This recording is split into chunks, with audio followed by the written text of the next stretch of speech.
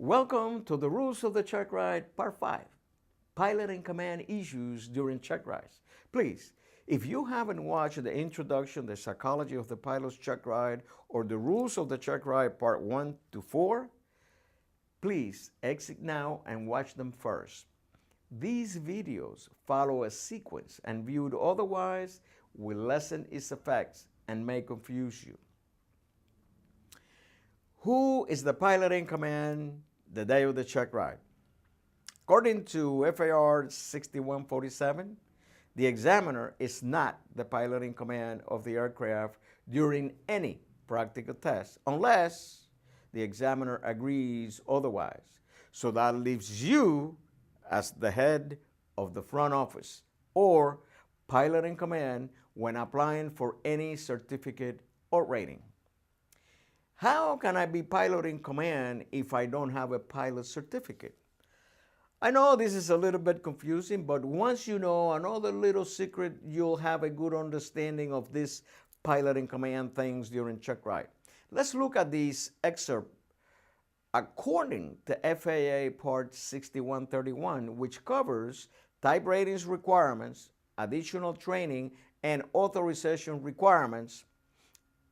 In subparagraph D, titled Aircraft Category, Class, and Type Ratings, which covers the limitations on operating an aircraft as the pilot in command, it says that to serve as the pilot in command of an aircraft, a person must hold the appropriate category, class, and type rating if a class type rating is required for the aircraft to be flown. And my friends, this is the root of the confusion because so far this implies always. However, if you go almost to the end of the regulation, you'll find the exception to the rule which says that the rating limitations on these sections do not apply to an applicant when taking a practical test given by an examiner. Remember, my friends, rule number 1 in aviation, there are no absolutes. So in essence, every time you're going to take a practical test with an examiner in an aircraft, regardless of category, class, or type rating, for which you're not rated, the pilot certificate has been already issued. It is only good for the day of the check ride, and it is in your back pocket, so to speak. So who issues this invisible pilot certificate for the check ride then?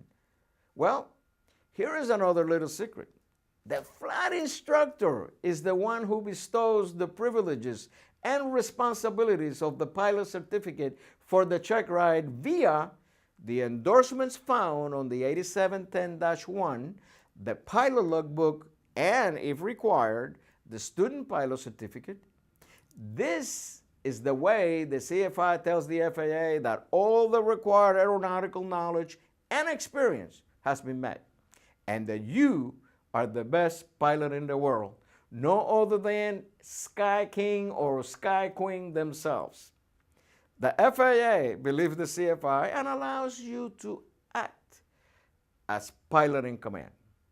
That's the reason the examiner has to make sure that all the requirements are correct. I thought that the examiner was supposed to issue my pilot certificate at the end of the check ride. Although what the following explanation describes doesn't take place physically, it does take place in essence.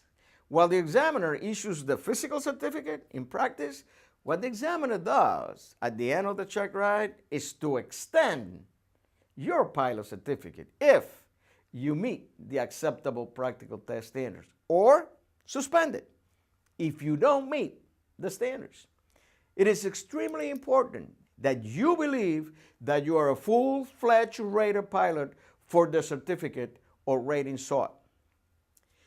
Why is it so important to believe in being pilot in command on check ride day?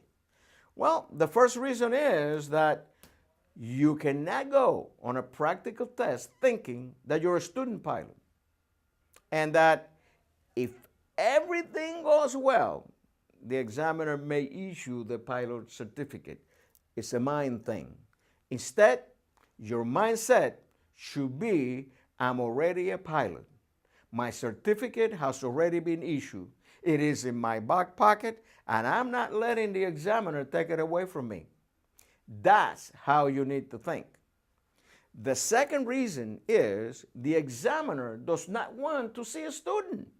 The examiner expects to see a pilot in command that will make all the decisions concerning that flight and expect to be treated as a passenger or a crew member if required by the type of aircraft, and not as a flight instructor or examiner. Now, don't take me wrong. The examiner is not expecting to see a 10,000-hour pilot. Instead, the examiner wants to see a pilot that applies the basics of flying an aircraft right out of the book, according to the acceptable FAA standards of the applicable PTS for the particular certificate or rating sought. Why do I have to take a check ride if I'm already a pilot?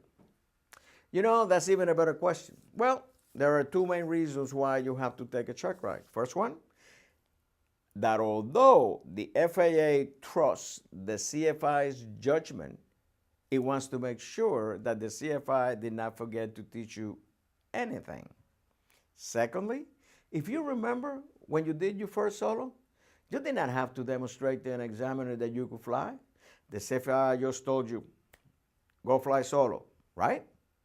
Well, that is because you were not going to carry passengers. However, after every successful practical test, when exercising the privileges of a earned certificate or rating, you will be allowed to carry passenger either for free, for compensation or hire, or for instruction for hire. The FAA wants to make sure that you are safe and qualified in order to protect the passengers. Therein lies the difference. If the examiner is flying the aircraft, who will be pilot in command? The fact that the examiner may be flying the aircraft for any reason and at any time during the flight does not change the status of the examiner in regard to pilot in command responsibilities. You continue to be pilot in command even if the examiner is flying the aircraft. Are there any exceptions to the pilot in command rule during any practical test? Well, the exception is that when applying for an instrument rating, although you may be rated for the aircraft used for the check ride, you're not instrument rated, and only instrument rated pilots are allowed to file an IFR flight plan. So, if you schedule an instrument check ride with me, and the conditions at the time of the flight require filing an IFR flight plan, a letter of discontinuance will be issued and the flight rescheduled, since I will not act as pilot in command during any check ride.